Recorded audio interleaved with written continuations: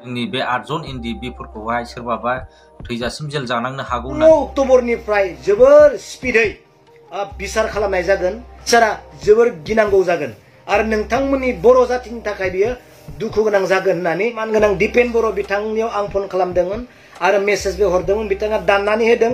गिबियावनो नोंथांमोनखौ आंनि इउट्युब चेनेलाव सिगाङावनो बरायग्रोबाय। दिनै आं बे भिडिअखौ लाबोनायनि गुबै जाहोनानो जाहैबाय जोंहा एनडिएफबि आदामोननि थाखाय मोनसे जोबोद दुखुनांथाव खौरां सफैगासिनो दङ 16 अक्ट'बरावहाय। दा बे खौराङा ओरैबायदि जाय आदामोना दा जेलाव जोबजानानै दङ बिसोरनि मादाव 8 जन जोंहा आदा एनडिएफबि मोनहा मोनसे एनआइएनि केस सोलिगासिनो दङ। बे केसआवहाय दा एडभकेटआ बुंहरनाय बायदिब्ला बिक्रम सारनि सिगाङाव बुंहरनाय बायदिब्ला 16 अक्ट'बराव मोनसे रिजाल्ट ओंखारगोन होननानै बिथाङा बुंदों। ओमफ्राय बे रिजाल्टआवहाय जोंनि बे 8 जन एनडिएफबिफोरखौहाय सोरबाबा थैजासिम जेल जानांनो हागौ होननानै बिथाङा बुंहरदों आरो सोरबाबा फासि होजानो हागौ होननानै बुंहरदों आरोना दुखु मोननाय फोरमायहरदों। दा भिडिअखौ नायना लाग्रोदो। नोंथांमोननि चेनेलनि गेजेरजों आं मोनसे जोबोर गोनां खोथा आं फोरमायहरनो नागिरदों। बे जाबाय एक्स एनडिएफबिफोरखौ लानानै। एक्स एनडिएफबिनिनो जायफोर सदस्यफोरा जायफोर केडारफ्रा सेन्ट्रेल जेलाव दासिमबो दङ। बे सेन्ट्रेल जेलाव थानाय केडारफोरनि गेजेरावनो 8 जन केडारा फैबाय थानाय अक्ट'बर दाननि 16 अक्ट'बरनि उनाव जोबोर गिदिर रायदान मोननो थांगासिनो दङ आरो बिथांमोननि रायदाना सोरबा फासिनि अर्डार जानो हागौ, सोरबा जाबजीबन कारादन्ड जानो हागौ। बे खोथाखौ आं बुङाखै। एनआइए कर्टनि एडभकेट कनकन कलिताया आंनो थांनाय मैया फन खालामदों जे एनडिएफबिनि सदस्य जायफ्रा दिनै 8 जन बै बिश्वनाथ सारियालिनि केसआव बिथांमोनखौ आइ प्रुफ आरो एभिडेन्स लानानै 16 अक्ट'बरनिफ्राय जोबोर स्पिडै बिसार खालामनाय जागोन आरो बिथांमोननि बिसारा नेगेटिभ जागोन आरो बिथांमोननि बिसारा जोबोर गिनांगौ जागोन आरो नोंथांमोननि बर' जातिनि थाखाय बियो दुखु गोनां जागोन होननानै एनआइए कर्टनि एडभकेटआ आंनो फोरमायहरदों।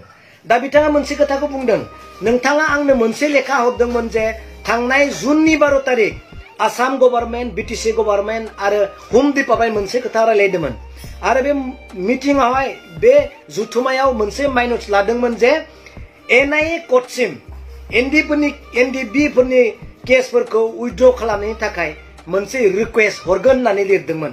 नाथाय बिक्रम बे लिरनाय बायदि दासिमबो एनआइए कर्टआव जेबो लिखित फैयाखै।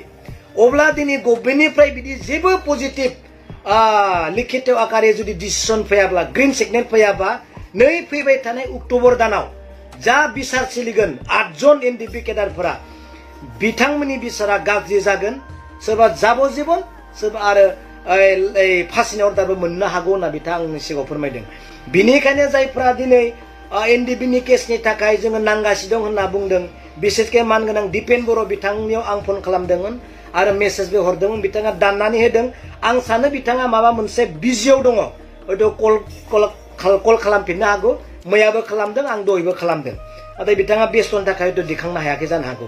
नाथाय आं बुंदों जेन बेबायदि गाज्रि समा अक्ट'बर 16 तारिखनि उनाव जेन एनडिएफबि बिथांमोननि सायाव फैया, आं बेखौ दिनै कामना खालामदों आरो फोरमायदों।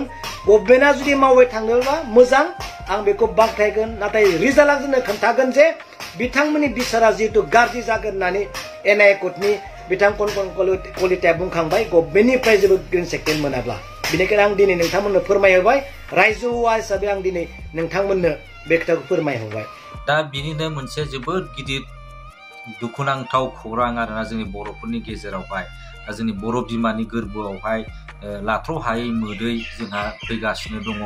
बारहुंखा, दुखुनि बारहुंखा जोंहा जोंनि बर' बिमानि गोरबोआव फैगासिनो दं आरोना। दा जोबोद दुखुनांथाव आरोना जोंनि माखासे जा दा पावाराव दङ बिथांमोनहा एनडिएफबिफोरनि थाखाय जोङो खामानि मावगासिनो दं। बिथां बेबायदि होननायखौ जोङो नुबोगासिनो दङ। नाथाय दा भिडिअखौ हाजासे शेयार खालामो आरोना, जाहाथे बयबो जोंनि जा गोरों गोरा लिडारफोर जाहाथे नुयो आरो माबा मोनसे खालामनो हायो खोमा।